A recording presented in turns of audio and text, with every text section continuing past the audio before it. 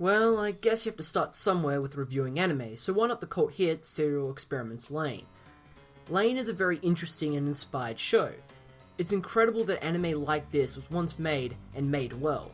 SEL is not an easy show to make a black or white recommendation, which is why I don't have a scoring system in my reviews, since it's very easy to walk into the show and come away either loving it or hating it.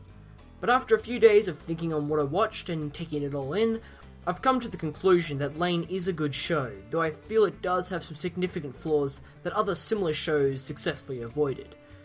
It's present day and present time in Tokyo.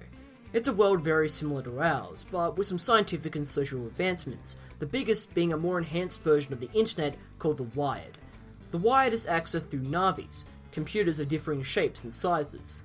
The titled main character, Lain, is completely unaware and uninterested by all this technobabble, until classmates and students of her school start killing themselves for little apparent reason, and that one of them starts emailing everyone, including Lain, explaining she's perfectly alright now, living within the Wired and finding God. What then starts is Lain's increasing involvement within the Wired and everything that may entail. Spoilers, not much good.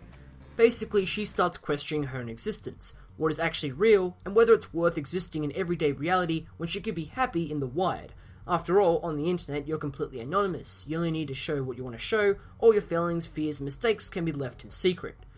Or should they? SEL poses. Surely any and all information should be, no, must be shared through the Wired, an information platform. So why hide your secrets unless you want to undermine the entire system? This is probably why I really enjoyed playing through all 13 episodes in one evening. It's a show that when it grabs your attention, it really does grab your attention, if you're willing to stomach some of its more abstract scenes that may give you a goddamn migraine. There is a very understandable reason why a lot of people will call Lain avant-garde in its perception of technology we use today. I was even more impressed with SEL and its themes after I found out it was produced in 1998, when the internet was merely in its cradle form. Most of the characters have some form of technology on them, similar to how everyone uses smartphones and tablets today. You'll also might notice how the Navis are similar, if not the same, as Apple products in what they do and how common they are. It focuses a lot on how powerful and how frequent we use the internet and all that it contains. One of the episodes delves into conspiracy theories, which I found quite amusing as a fan of Deus Ex. But then it goes into how rumours and lies can become fact if spread around and repeated enough. Look at how today's conspiracy theories have only grown and multiplied, even though there's plenty of facts that should debunk them. Yet if something becomes fact, you can't debunk it, right? Or can you? This is just one of the many themes that surround the show. If something can't be remembered, did it ever happen? If someone told you that it did happen, does it become true? And to a greater extent, when does something unreal become real? It may just be me, but I got some serious Orwellian vibes from certain scenes in the show. Like how some characters will completely forget a truly horrible experience that happened to them because, oh, I heard it wasn't that bad anyway. The great thing about Serial Experiments Lain is that it leaves much of these dilemmas up to the viewer's interpretation of the reactions and responses from the characters, juggling between Lain and the people that surround her. Just like an opinion on the show, there isn't this easily conclusive yes or no answer to these questions that arise. I'll be honest, this show creeped me out, not because it was moody, though there is a lot of mood in the atmosphere scene to scene, but because I found myself deeply thinking whether the show's ideas and questions were right or wrong. You don't get that in many forms of fiction. Usually it's very clear cut with what the writer wants you to know. I could go into the whole story more and more, but that would spoil the majority of the narrative, so let's switch to something that I've mixed feelings for. The characters. Hold on. I think Lain is a good main character. At first she's very passive to the surrounding environment and its inhabitants, but as the series continues, she starts changing in how she feels towards others and even her entire personality. Scenes become far more powerful when someone like Lain is expressing a strong emotion. When she gets upset, you feel very sympathetic, and when she gets pissed off and angry, you take a step back. I consider this a strong quality in the main character for the audience to actually care about them. Unfortunately, this can be both problematic and inconsistent for Lain and the secondary characters.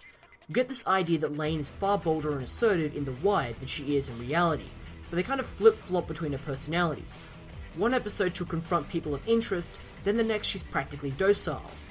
And this isn't explained as some event that occurred, suddenly changing her. Instead, it just happens.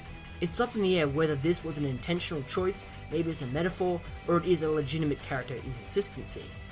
The handling of the side characters, however, is far easier to criticize. They focus so much of the show on Lain and Lain alone that none of the secondary characters leave any meaningful impression on you. What's more is that some of them are important to the story, especially by the end.